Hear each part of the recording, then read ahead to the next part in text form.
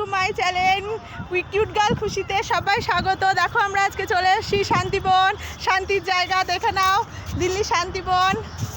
কত সুন্দর নাজারা দেখো, এই দেখো আমার জাগিনী দাঁড়িয়ে আছে, ও খুব সুন্দর লাগছে, দেখো কত সুন্দর, তোমরা একটু দেখে নাও।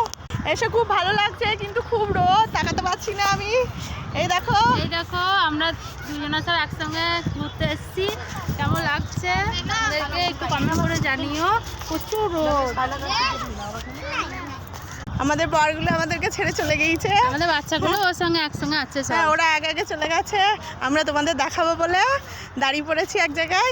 তোমরা একটু দেখে নাও, আর কেমন দেখলে একটু কমেন্ট করে বলো প্লিজ।